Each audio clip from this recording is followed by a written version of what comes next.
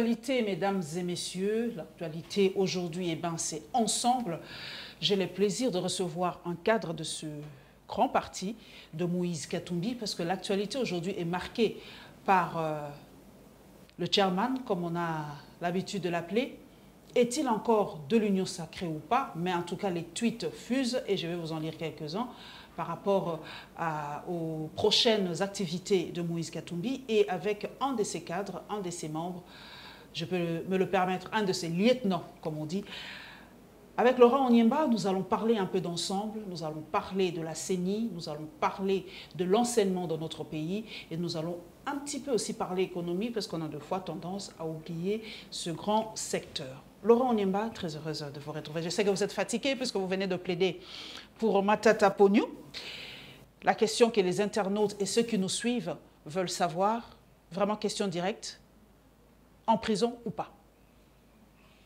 Je vous remercie énormément, madame, pour l'invitation. Déjà, je profite de l'occasion pour saluer ces grands médias parce que le professionnalisme de Peter Tchani a toujours été au cœur de beaucoup d'admiration, dont personnellement moi-même. Je suis très heureux de trouver ce média au cœur de Kinshasa et qu'il fait déjà parler de lui. Et donc, toute l'équipe et même vous-même, je suis très content de passer par ici. Vous voulez vraiment savoir fermée, oui ou où non, se trouve en M. Matata? Oui.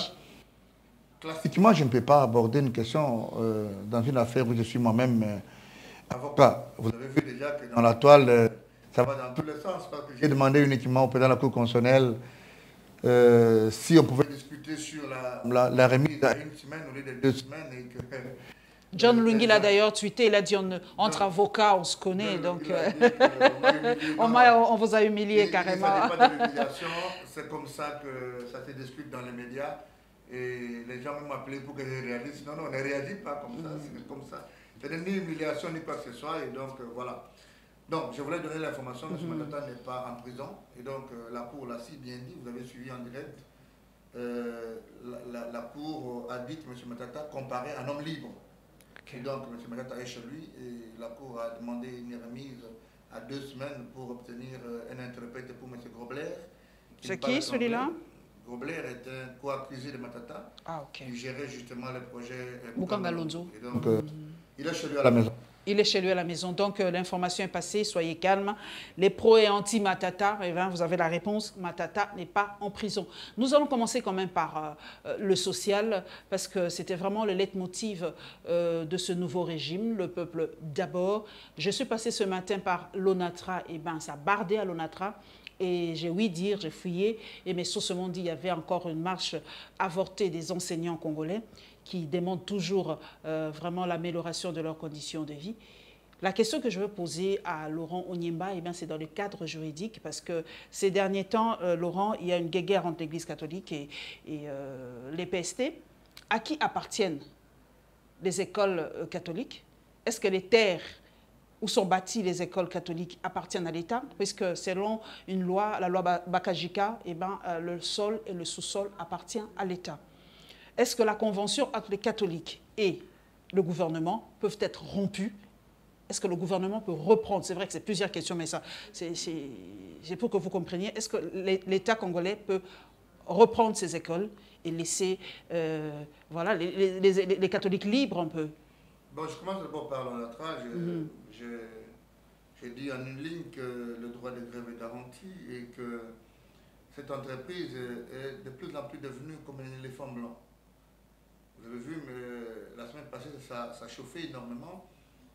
Il a fallu justement que le ministre de tutelle, M. Sherbet Okende, fasse la descente pour calmer les esprits, au même moment qu'il devait aller aussi à Matadi pour trouver des solutions. Je crois qu'il est temps que cette entreprise retrouve sa quiétude. Mais la question n'est pas une question esselée, c'est une question de toutes les entreprises congolaises. La réforme, et même la dernière, n'aura rien servi aux entreprises congolaises. Les entreprises congolaises sont au cœur d'une médiation par-delà toutes les questions des réformes, telles que il faut des états généraux pour trouver un leadership aux côtés de ces états généraux visionnaires qui travaillent et sortir les fonctionnaires congolais de cette misère.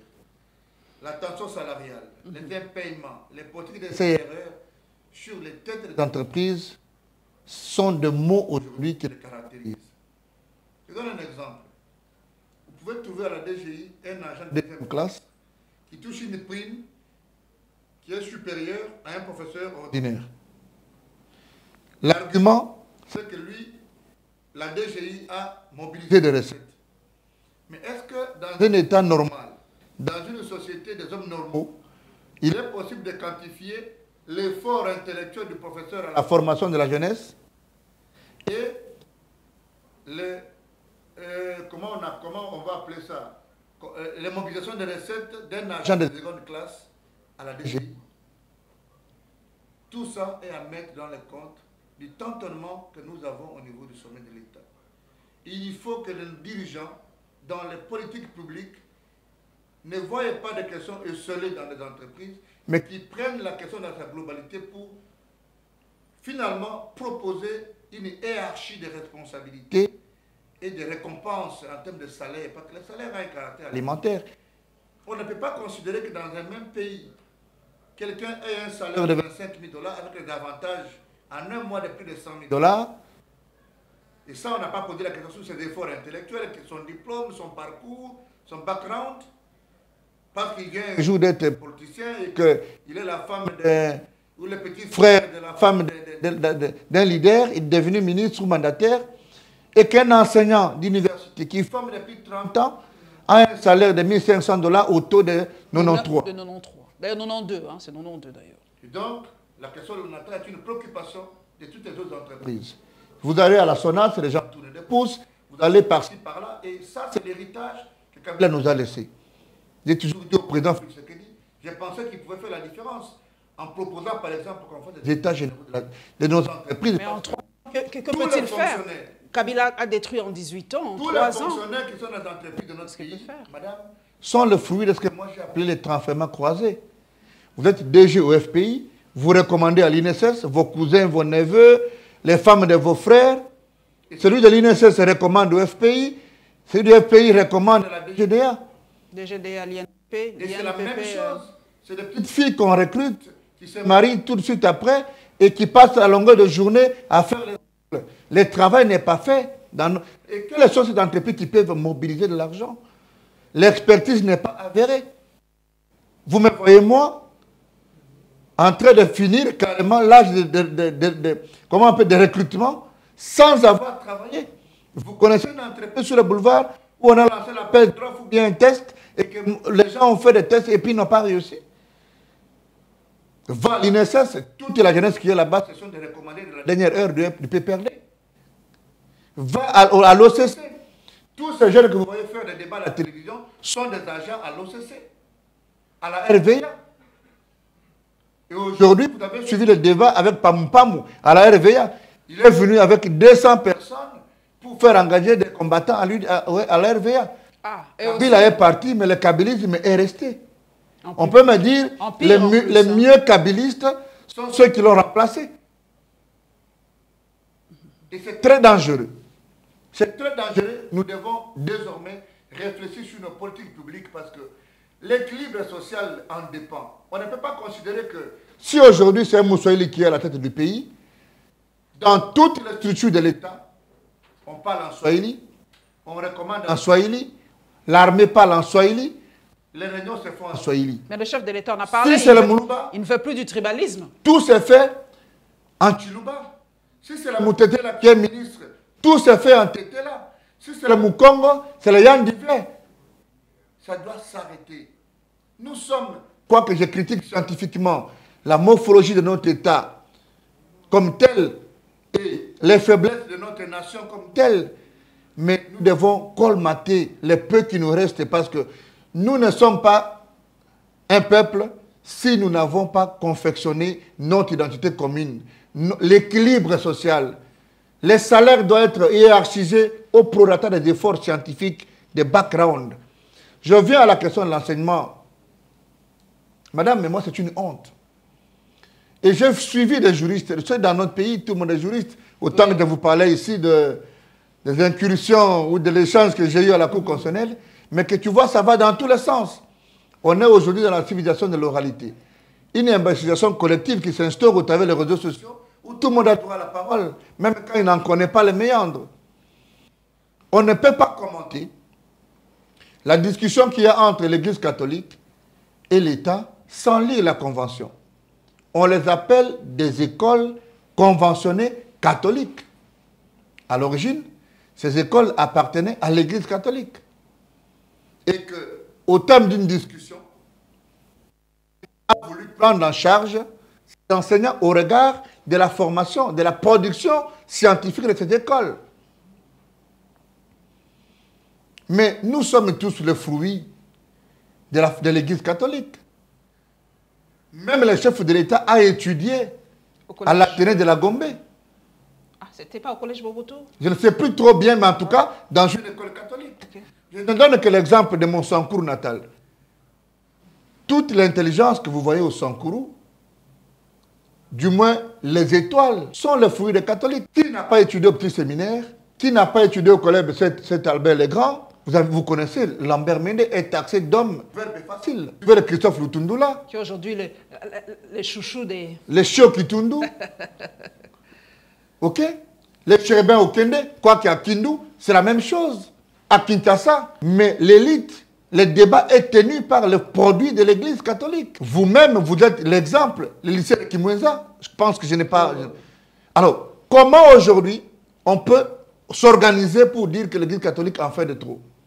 La question est à fouiller dans comment trouver des solutions. D'un côté, il y a eu de tout temps les enseignants qui étaient pris en charge, qui étaient payés, quoique pas très bien, mais un peu décemment. C'était les parents. Et est arrivé justement les parents contribuaient. La politique qui est déjà prévue dans la Constitution, parce que même sous Kabila, il y avait déjà le début de tâtonnement de cette politique de gratuité de l'enseignement. Mais qu'on a regardé les radars, on s'est dit qu'on n'est pas encore prêt à aller dans toute réforme.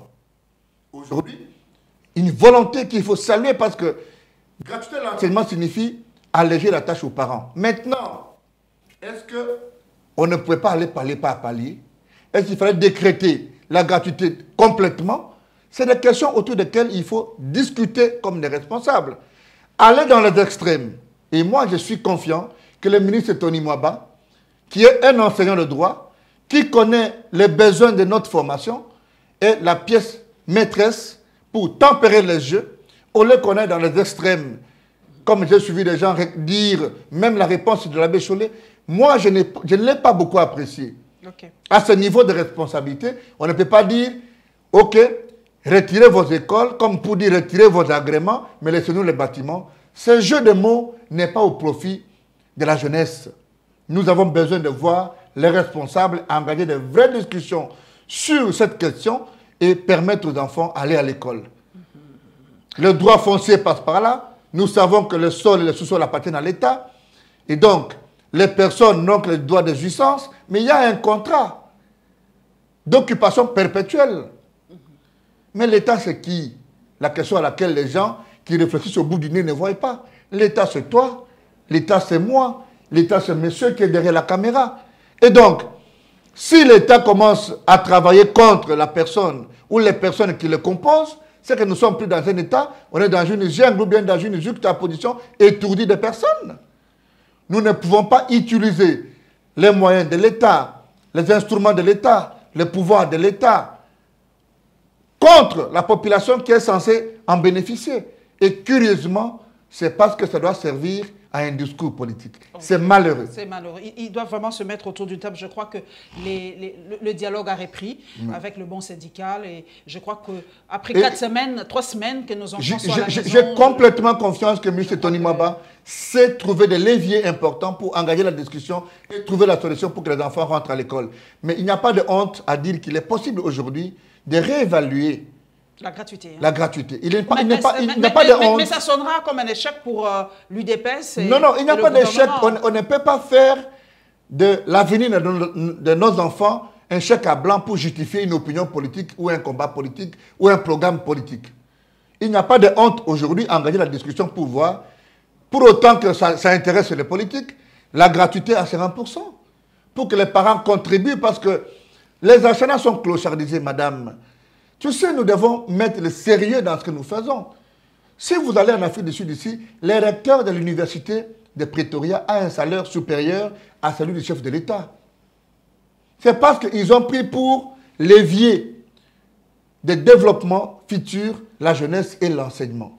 Mais nous sommes dans un pays où personne, chaque début de l'année, il y a toujours des revendications. Chaque année académique, il faut que les enseignants, la Poukine doit parler, Apoupen, je ne sais pas moi quoi, doit parler, les enseignants doivent revendiquer, même les gens que nous ne connaissons pas physiquement, mais on connaît les noms, on connaît qu'il y a un monsieur qui s'appelle Bosco, qui parle pour les comptes des enseignants.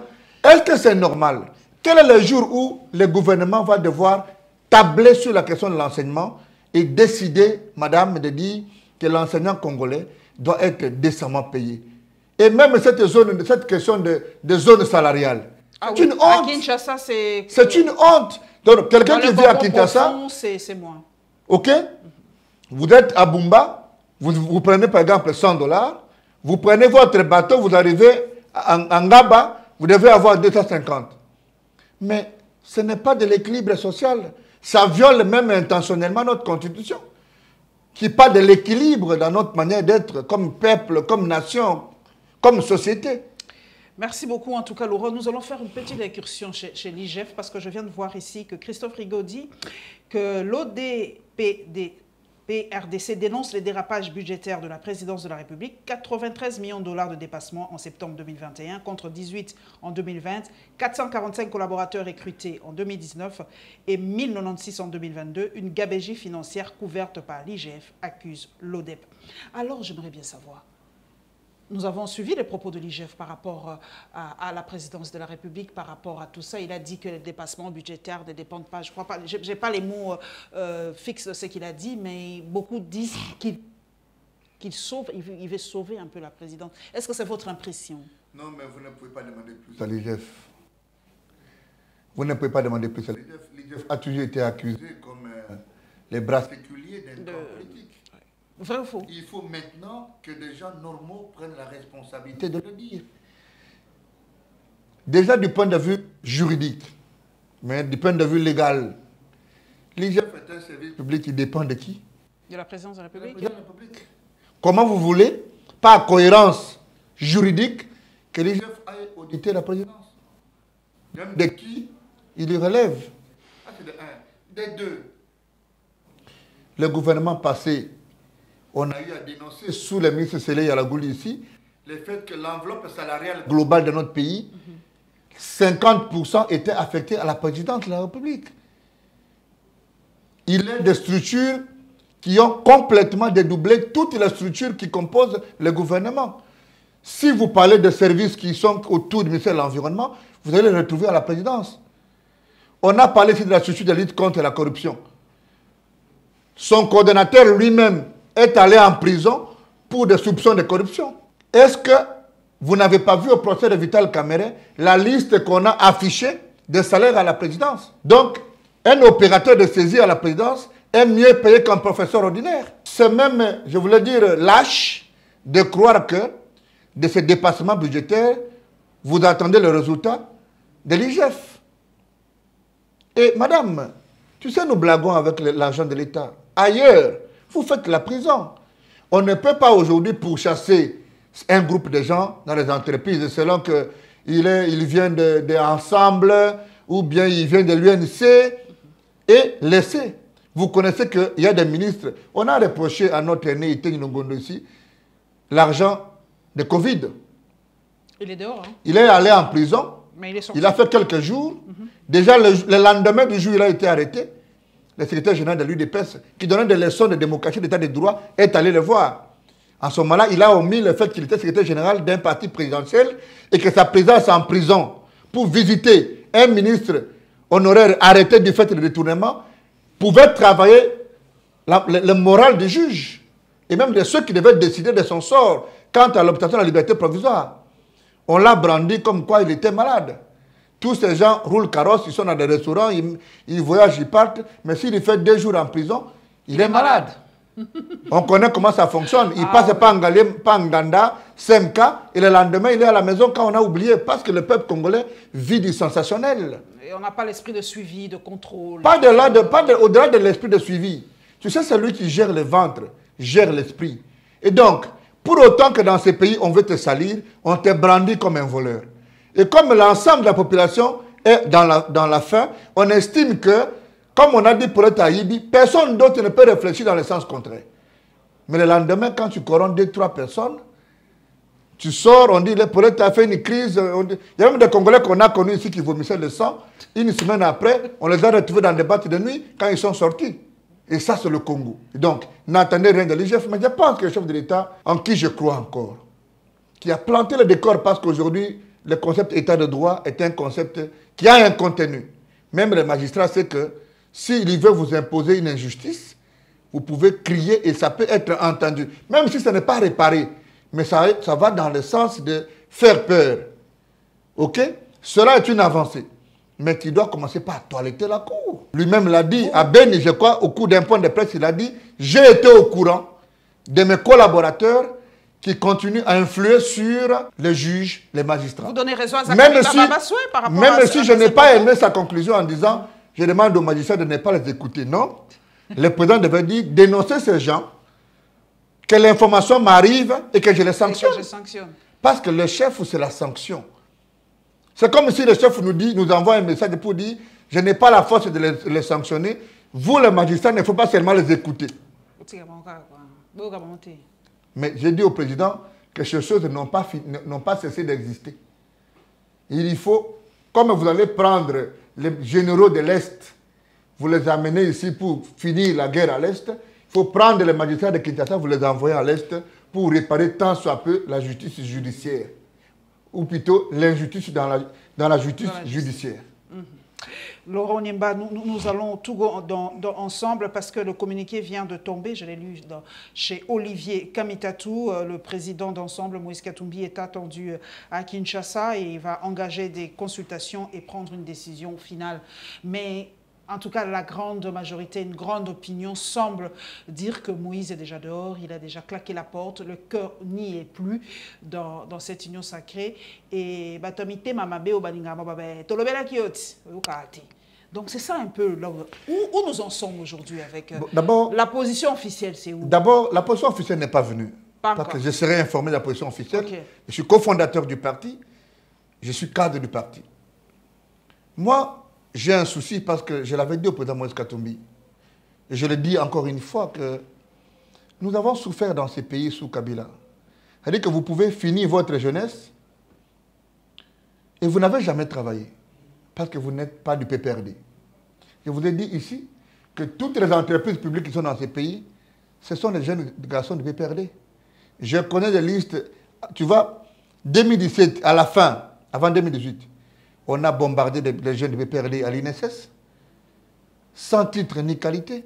On les a bombardés à la RVA, on les a bombardés à l'OCC, Kwilungongo et tout ça. Kwilungongo. Et jusqu'à aujourd'hui, ces gens reçoivent indûment de l'argent de l'État. Et malheureusement, ceux qui sont venus après, vous avez suivi avec Pamupamu à la RVA, les débats qu'il y a eu entre Bienvenue Lyotta et Pamupamu, c'est autour de 200 noms qu'on a envoyés des combattants, dont on n'a plus jamais vérifié s'ils ont étudié un jour. Mais parce qu'il faut donner du travail aux combattants. Aujourd'hui, c'est la même chose. On veut donner du travail aux combattants.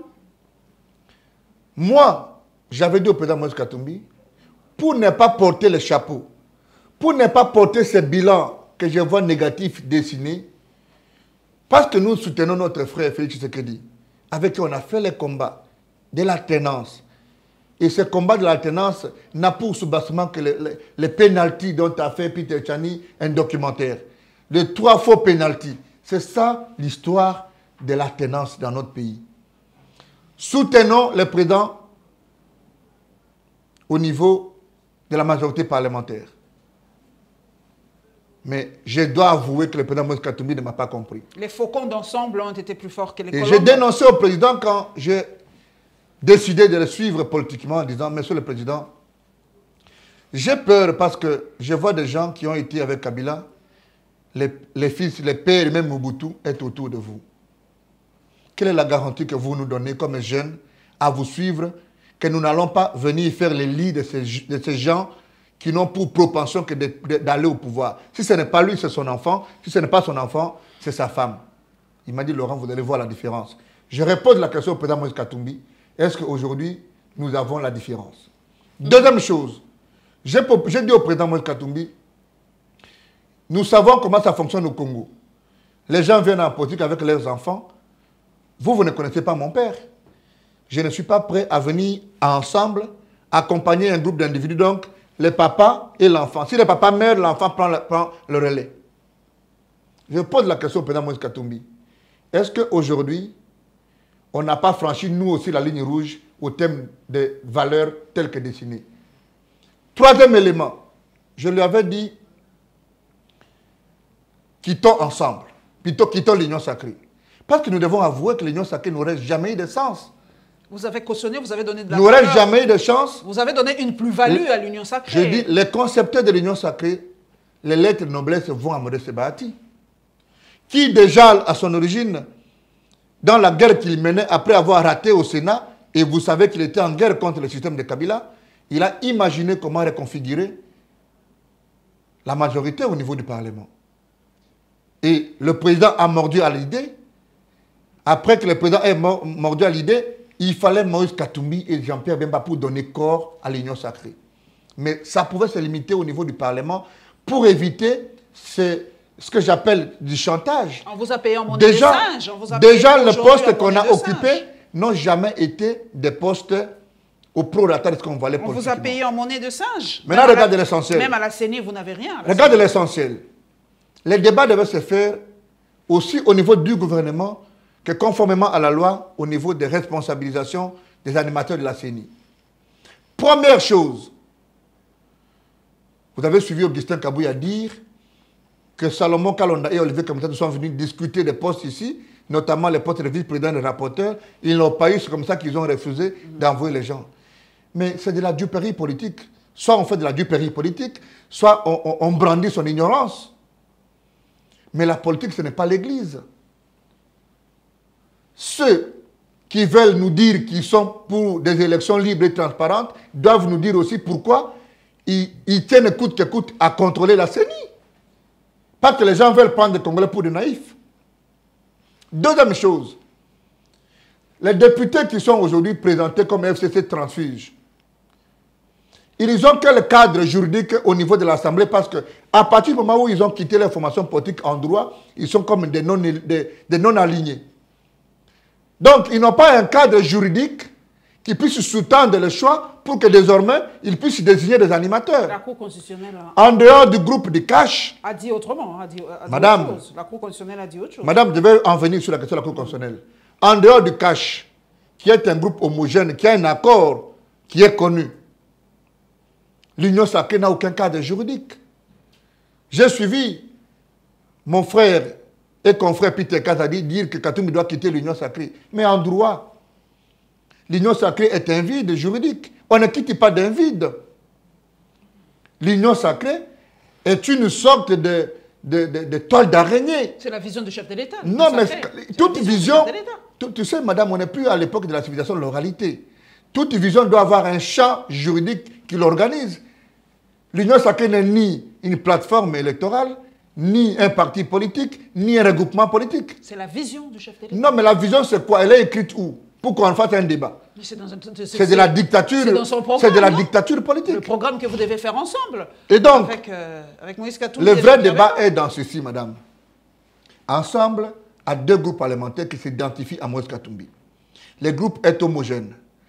Et nous pesons au niveau du Parlement comme deuxième force. Avec combien de députés? Avec plus ou moins 70 députés. Et que nous devrions occuper une responsabilité au niveau de la CENI. On nous a fait couler sous forme de l'Union sacrée, qui est en fait une masturbation politique. Wow. Première chose, on a monté ici ce qu'on a appelé une commission paritaire. En français comme en droit, la commission paritaire doit avoir quelques éléments qui sous-tendent son organisation. Première chose, au niveau structurel, le président d'une commission permanente ne peut pas être le président d'une commission paritaire. Vous connaissez que le président de la PAJ en était le président. Et donc, du point de vue de droit, il y a un problème. Deuxième élément, dans sa composition, Vous connaissez un membre de l'ensemble de Moïse Katumbi, quoique étant de l'Union sacrée qui a représenté ensemble au niveau de la commission paritaire, on en a pris quelques-uns pervertis pour aller représenter ensemble. Et nous dénonçons avec Moïse Katumbi cette politique de la corruption. Troisième élément, vous connaissez un cadre de l'opposition, entre guillemets, parce que jusqu'à aujourd'hui, il y a un problème sur la qualification de cette opposition. Par exemple, FCC, Joseph Kabila, qui était dans cette commission, où vous connaissez quelqu'un de la Mouka El Fayoulou qui était à cette commission. C'est une commission homosexuelle. Wow. C'est une commission, ce n'est pas une commission. C'est un regroupement de députés organisés autour d'un objectif précis à vouloir faire le forcing pour entériner une liste de gens. C'est déjà fait pour Kadima. Maintenant, c'est déjà fait. Je pose la question. On fait quoi maintenant? Je pose la question au président Félix Tshisekedi. Monsieur le Président, vous connaissez les principes qui guident toute démocratie. Vous êtes chrétien. Vous mettez à genoux pour prier, Monsieur le Président. Est-ce qu'en âme et conscience, devant Dieu que nous prions nous tous, Dodo Kamba pèse comme un bongo? Dodo Kamba a une valeur sociale et ecclésiastique qu'Ambongo. Il faut combien de Dodo Kamba pour faire un Ambongo? Première question. Deuxième question, Monsieur le Président. Quand on écrit un texte, on n'a pas dit qu'on ne peut pas aller au vote. Mais qu'à ce niveau de responsabilité, peut-on aller à un scrutin dont les premiers de ceux qui doivent décider à la CENI, Monsieur le Président, n'est pas le fruit d'un consensus? Combien de fois l'UDPS dans ces pays n'a pas été à la CENI chaque jeudi pour réclamer la dépolitisation de la CENI? Monsieur le Président, nous l'avons fait de la même manière avec Ronsa Malonda, qui du reste était dans la CENI qui vous a proclamé chef de l'État, mais que vous avez refusé de prendre l'ordonnance après entérinement. C'est parce qu'on a parlé de consensus. L'argument qu'on avance, Monsieur le Président, n'est pas un argument à la hauteur de ce que les Congolais attendent. Monsieur le Président, vous êtes le fils d'Etienne Tshisekedi Moulumba. Nous voulons aller à une élection où les acteurs sont confiants et l'arbitre est neutre. C'est cela qui guide le Congolais. La marche des chrétiens, c'est l'UDPS aux côtés des guides catholiques. Et tous les combats des tranchées dans l'UDPS étaient aux côtés des catholiques. Aujourd'hui, les catholiques sont devenus des opposants. J'ai la conviction, Monsieur le Président, que vous pouvez aller au-delà de vous-même. J'ai la conviction que ceux qui vous disent qu'il faut aller ne vont pas être comptables demain devant l'histoire. Nous n'avons qu'un seul comptable, c'est vous. Et je crois que vous pouvez faire la différence parce que vous êtes d'abord un démocrate et vous êtes le fils de son père. En tout cas, on va adouber Denis Kadima, ce sera ce mardi à la Cour constitutionnelle. Mais aujourd'hui, les gens se disent, cette coalition qui semble naître entre la Mouka FCC et les autres, c'est aussi une coalition contre nature, comme cela s'est fait avec FCC Cash. Aujourd'hui, les gens s'étonnent. Moi, aujourd'hui, dans la twittosphère, les gens se disent, mais c'est pas possible que Fayoulou, aujourd'hui, soit proche de Kabila. C'est pas possible que l'Église catholique soit proche du FCC. Madame, on ne comprend plus très bien. Non, mais la politique, c'est justement cela. Okay. La justice, la politique, c'est la convergence parallèle. Ça signifie que vous pouvez ne pas vous mettre d'accord, mais que face aux évidences, vous devez vous mettre d'accord. Et je n'accorde pas beaucoup de chance. L'évidence, c'est quoi? L'évidence aujourd'hui, c'est cette politique à vouloir, coûte que coûte, mettre une centrale d'individus pour continuer ces mécanismes de désignation des députés. Et vous avez vu qu'il y a même des députés qui ont décidé de quitter ensemble de Moïse Katumbi ou qui disent qu'ils vont faire la déclaration dans les heures qui arrivent. Pensez-vous que ces députés détiennent en soi une quelconque légitimité? Qui ne vont pas quitter, qui vont faire allégeance. Je vous dis, ils quittent pas, hein. Ils ne détiennent aucune légitimité. C'est un groupe de gens qui ont été dans la bouillabaisse de la nomination. Et c'est ce que nous refusons aujourd'hui. Donc, je ne sais pas pourquoi vous devez appeler ça une alliance contre nature. Si Martin Fayoulou, Moïse Katumbi, peut-être demain Vital Kamere, ou bien Joseph Kabila, voient que, au lieu que nous puissions trouver un arbitre neutre, nous avons finalement un arbitre qui constitue un 12e joueur pour l'autre camp. L'objectif, c'est de dépolitiser la CENI, que les règles de jeu soient claires et que celui qui gagne soit proclamé. Nous ne voulons pas vous rappeler qu'il n'y a pas longtemps, en 2006, on a brûlé la Cour suprême de justice. Vous vous rappelez que Jean-Pierre Bemba, s'il était resté au Congo, il ne serait pas parti à la Coupe pénale internationale. Nous sommes le seul pays au monde où on proclame le chef d'État avoir été élu alors qu'on n'a pas compilé un seul centre de résultats. On a proclamé les députés provinciaux alors que les gens se promenaient encore avec des mallettes, des bulletins à Kindu ou à Lodja. Tous ces gens qui sont au Parlement, c'est des petits roitelets dans leur territoire. À l'arrière-pays, il n'y a pas d'élection.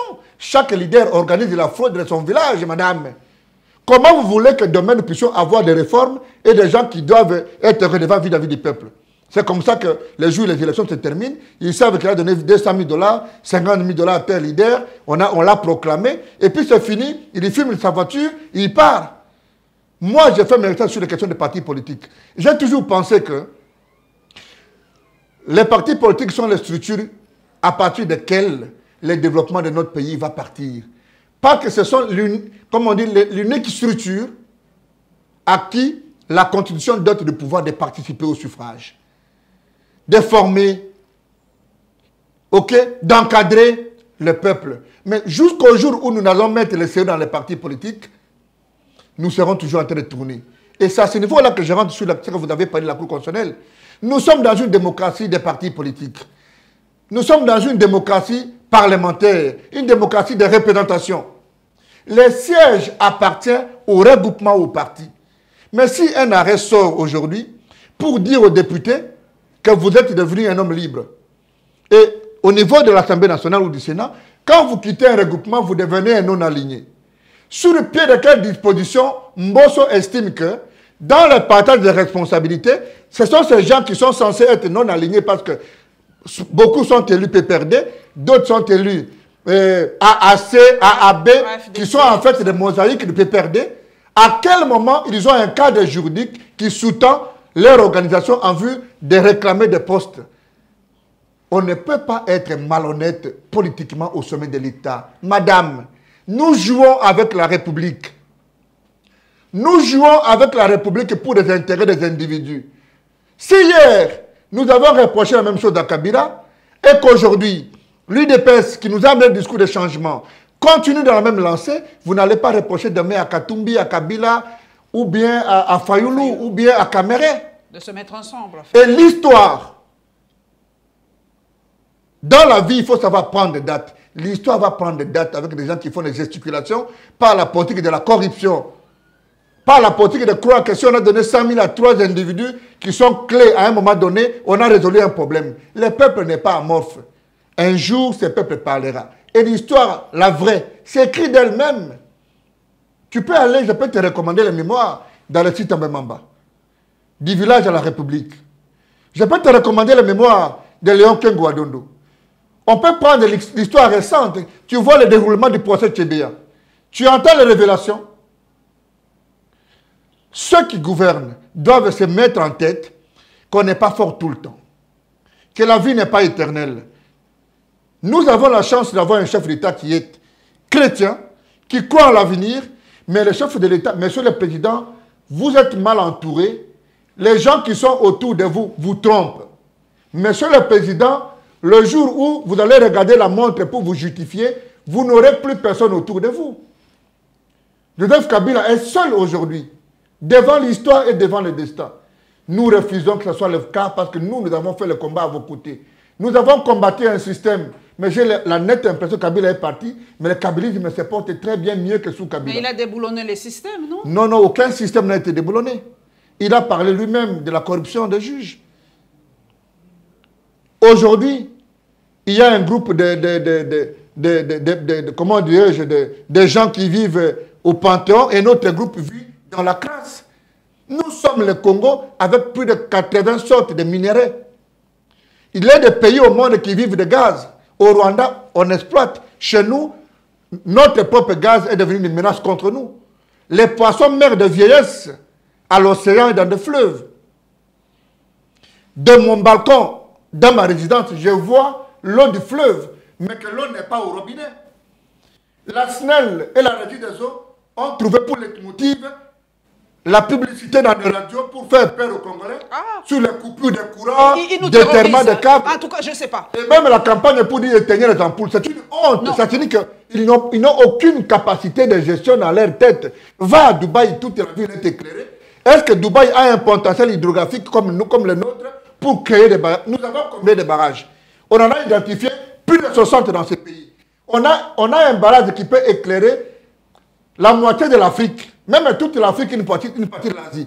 Mais quand vous êtes DG, mais à 80 ans, à 77 ans, vous êtes DG, président du conseil d'administration, je ne sais pas moi, à la SNEL, vous êtes en ménopause de réflexion. Démissionnez. Mais c'est à ce moment qu'on doit se reposer. Démissionnez.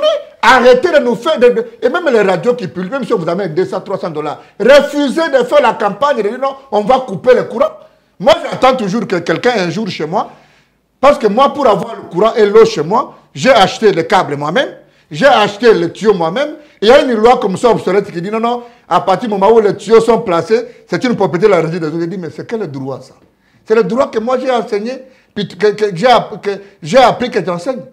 La propriété est devenue une propriété de la régie des eaux. Et vous venez déterrer chez moi, je vais aller en prison avec une machette. Parce que ce n'est pas normal. On a des dirigeants qui n'ont aucune politique. Et je pense que c'est le moment, Monsieur le Président, de réfléchir sur les états généraux. Dans ce secteur-là, vous ne pouvez pas avoir un budget avec 50 milliards de dollars et confectionner une politique. Déjà que nous avons un budget d'administration. Le peu d'argent qui est attrapé, les 5 milliards, va dans les ordres de mission, dans les paiements des jets, dans les papiers, au point que nous n'avons pas $1 pour amener à l'agriculture. Nous n'avons pas $1 pour prendre des Congolais et les amener étudier en Chine, dans des domaines technologiques. Mais on a donné 6 millions de dollars pour acheter des chinchards en Namibie. Mais vous vous imaginez, nous sommes dans un pays où à moins dans les poissons meurent de vieillesse, les lacs, les poissons meurent de vieillesse, et on sort 6 millions de dollars pour aller en Namibie chercher les chinchards. Pourquoi répondre? Et on pense qu'on est un gouvernement. Et on pense qu'on peut répondre justement aux besoins sociaux de base d'une population. Mais la pisciculture, madame, ça signifie que si on vous a donné 2 Thomson aujourd'hui, le lendemain, le gouvernement doit encore sortir 6 millions pour aller chercher encore des chinchards. Mais nous savons que ces chinchards nous amènent des maladies, les gouttes, tous les hôpitaux sont remplis ici à cause de cet aliment-là. Le leadership est malade. Le leadership, si un pays n'a pas, le leadership d'un pays n'est pas visionnaire, le peuple est dans la bouillabaisse. Il faut aujourd'hui qu'on arrête la politique de ces erreurs. Et moi, je pense que même Moïse Katumbi devait tirer les conséquences pour ne pas porter le fardeau de ces bilans qui se dessinent calamiteux, à quitter la machine. C'est dans 1 année et demie. Hein. Cette histoire de gouvernement ne profite qu'à 2-3 individus. Je n'ai pas vu un compte d'ensemble dont la cotisation passe. Déjà que je vous ai dit ici, une émission coupée, que beaucoup de ministres, ça c'est des révélations, que beaucoup de ministres, quand vous leur posez la question, ils disent non, mais moi je suis de l'ensemble, mais je ne suis pas venu ici par la volonté de Moïse Katumbi. Donc, même quand le Katumbi dira qu'il faut partir, il y en a qui ne partiront pas. Il y a des députés. On verra d'ailleurs de toutes les façons. À qui on a promis des postes qui ne partiront pas. Et donc, les discours que vous voyez distillés dans l'opinion, les tweets des gens, c'est uniquement un groupe d'individus qui font la politique du ventre. Mais madame, rassurez-vous que les élections qu'on a connues en 2006 n'ont pas été celles qu'on a connues en 2011. Celles de 2018 ne sont pas celles qu'on a connues en 2011. Rassurez-vous qu'en 2023, les peuples commencent à comprendre. Et c'est ça le sens de ma présence ici. Dire au peuple que vous ne pouvez plus continuer à vous plaindre. Vous ne pouvez plus continuer à dire non, non, tel, arrêtez de voter. Je ne comprends pas les liens que le peuple fait entre quelqu'un qui anime une émission, qui s'appelle je ne sais pas moi qui, et vous croyez que le fait d'animer une émission populaire, aller à Kimbaseke, faire parler des mamans qui vendent les ndunda, c'est ça le travail pour aller au Parlement. La preuve, quelqu'un ne sait pas ce que ça veut dire une loi, à peine il apprend à parler français. Donc, au lieu de commencer à réfléchir sur comment proposer une loi pour servir le peuple, non, non, lui pense qu'il faut apprendre à parler. D'abord, il faut commencer à comprendre le français. Mais vous allez dans un parlement où il y a Aubin Minakou. dans un parlement où il y a Évariste Bochab, dans un parlement où il y a Jacques Joly, dans un parlement où il y a André Mbata. Mais vous ne savez pas ce que ça veut dire une loi. Vous allez finir 50 ans, vous ne pourrez jamais proposer des articles. Donc c'est le peuple qui est le vrai problème. Ah oui. Utile, hein. Arrêtez de voter des gens en fonction de les voir beaucoup à la télé ou bien de l'entendre parler au nom du peuple. Les députés n'ont pas pour mission de donner des t-shirts ou des pains aux gens. Les députés n'ont pour une seule mission que de voter des lois qui peuvent être profitables au peuple. Le jour où notre peuple, le peuple n'a pas que moponomi azamutu oya kopesa kabino misolote na bolata ke longi na ye eza publicité eza de mutu akosala mibeko ya koloba ke tubele elonga na mboka misala emonana ya malonga lelo babengani bato na marché tokomi koloka nungu marché wana ezaki nde mbongo ya bombanda oyo alobi oyo azana azolanda ya kotoyo oyo azolanda kotoyo bitumbe bimi marché lelo babengani bato bongo bamama na biso bateka ndunda na wenzo wana bakozonga mokolo nini. Quelle politique vous faites? Volcan et bimi awa bakeko tshela bandeko na biso batante mobo ya mike mupepeye kei mwana muke inosa tomoni awa ayawa na kina awa na Vodacom soki nini inosa atongi bandako bato akomi ko critiquer inosa. Mais tout un état ne peut pas kotuka mabaya pona kotongela bandeko oyo baponaka te bakende kofanda na Goma. Nzambe ne mutu asali ke volcan ebima babenga na bango, mais un gouvernement n'est pas capable de mettre à l'abri ses compatriotes. Alors, quand on pleure à Béni, on fait les malins. Parce que ceux qui sont vivants et viables ne sont pas pris en charge. Pourquoi on passe le temps à dire non, 9 personnes à Béni, 8 personnes à Djougou. Ce qui fait que la vie est tellement désacralisée que même quand on dit 40 personnes, désormais, on n'en parle même plus. On n'a plus d'empathie. Mais quand vous allez dans d'autres pays, un seul ressortissant, même attaqué par couteau, le chef de l'État vient pour savoir ce qui s'est passé. Nous avons, par notre manière de faire, par notre incapacité à proposer des solutions, par notre faiblesse de l'administration, par l'absence de politique publique réelle, par le réalisme politique, de combien de niveau il y a normaliser même la vie humaine qui est consacrée dans la Constitution. Là où nous allons chuter, l'incursion rwandaise qui s'était passée la semaine dernière, nous avons suivi les propos des uns et des autres, mais la plus grande question, moi j'ai affaire à un juriste, et qui est, je sais qu'il y a aussi un pied dans les relations internationales, Laurent Onyema. Comment un ambassadeur peut-il contredire les propos officiels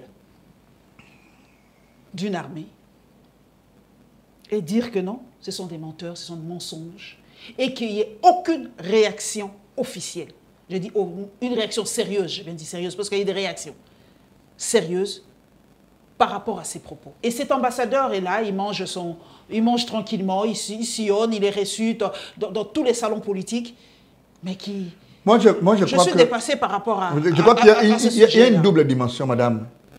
Un jour, j'ai fait une réflexion qui est publiée dans une revue à la faculté de droit, plutôt à la faculté de sciences sociales à l'université de Kinshasa, jusqu'au jour où nous aurons des dirigeants qui sont l'émanation du peuple, nous ne serons pas respectés. Tous les pays qui nous regardent savent que ces dirigeants-là ne sont pas les fruits de leur population, de leur peuple. C'est-à-dire que vous ne jouissez d'aucune légitimité. La notion de la légitimité a toujours été interprétée comme une notion interne ou interniste. Elle a des implications sur le plan international. Parce que quand vous allez dans d'autres pays, vous savez, la culture politique, c'est ce qui fait un État. Notre État n'a pas de culture politique. Quelqu'un a dit que la raison est hélène. L'émotion est nègre. Que l'émotion est nègre. Léopold Sédar Senghor. Et donc, madame, cet ambassadeur n'a aucun respect ni pour notre pays, ni pour nos dirigeants, ni pour le peuple congolais. Encore que cette question-là, il faut la tempérer. Je vous ai toujours dit que la question même de l'Est, de l'exploitation de nos minéraux, la mort de nos frères, est désormais aujourd'hui, je ne prends que les propos de Mbosso, qui a dit aux députés quitter les groupes armés. Moi, je pensais que le procureur général allait l'interpeller pour dire, bon, vous êtes quand même aussi un Congolais, vous avez des informations parce que nous ne comprenons pas comment il peut dire aux députés, collègues, quitter les groupes armés et qu'on ait vu un député interpellé. Personne jusqu'à c'est qu'il a des informations. Mais du moins, entre les lignes, on apprend que la question de la sécurité, de l'insécurité de l'Est est organisée par les généraux. Même si nous doitons les Rwandais, mais les Rwandais ne viennent que, en fait, comme on peut dire, aux second plans. Ce sont nos généraux qui font les affaires. Comment vous pouvez être général et que vous avez 10 immeubles à Kinshasa, à Bujumbura, à Goma, avec un salaire de $500? Que font les services de renseignement militaire? Et moi, je pense que le chef d'État, je salue la décision qu'il a prise de planter des codes de l'état de siège. Parce que de plus en plus, je suppose que les services d'intelligence au niveau de l'armée font le maximum pour collecter le plus d'éléments possibles en vue de mettre nos Congolais hors situation de tristesse énorme. La question de l'ambassadeur, cet ambassadeur-là est dans ses habitudes. Malheureusement, on n'a pas entendu nos autorités réagir. Il est de principe en droit international. Ils ont réagi, les autorités. Mais dans quel sens? La réaction doit être proportionnelle. Je ne peux même plus répondre. La réaction doit être proportionnelle à l'action. Et donc, j'estime humblement que l'ambassadeur ne peut pas s'inviter dans des questions internes. Pourquoi chaque fois que nous parlons de la sécurité interne, eux pensent que c'est le Rwanda? Nous savons qu'ils en sont les tirés des ficelles finaux, mais que ce n'est pas normal. Merci beaucoup en tout cas Laurent Onimba, merci d'être là, merci d'avoir parlé avec nous, en tout cas merci de toute, vraiment ton interprétation de toutes les questions politiques du moment. Nous attendons tous, comme vous le savez, la réaction officielle de Moïse Katumbi qui est attendue à Kinshasa incessamment. Je ne sais pas s'il y aura des ministres, Laurent l'a dit, peut-être qu'ils quitteront, il y en a qui quitteront, il y en a qui quitteront pas. Je me rappelle d'Olivier Kamitatou qui avait quitté le ministère du Plan et de Samalou Kondé qui était vice-ministre au sport, si je ne me trompe pas, qui avait quitté à l'époque. Il y avait le secrétaire général Bolengue qui a quitté aussi, que je salue d'ailleurs, voilà, parce que j'ai suivi son émission ici en expliquant fondamentalement comment ça s'est passé dans les projets de discussion. Donc on ne sait pas, et je profite de l'occasion pour saluer le courage. Je sais qu'il y avait la députée Christelle Vwanga qui tenait presque les mêmes propos que Laurent Onimba, qui n'était pas très pour l'entrée d'ensemble dans cette plateforme de l'Union sacrée. À l'époque, il a été... j'ai vu les critiques, j'ai vu les insultes, j'ai vu comment il a été vraiment menacé. Comme d'habitude, les insultes... Mais j'en connais qui vont quitter. Oui. J'ai la conviction que quelqu'un comme Chéribin Okende... Bon, si Moïse Katumbi dit qu'on quitte, je pense qu'il partira parce que je connais son taux de loyauté.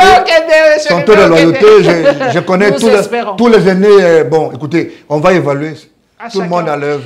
Voilà, donc Christelle Vwanga, députée nationale. Que je salue.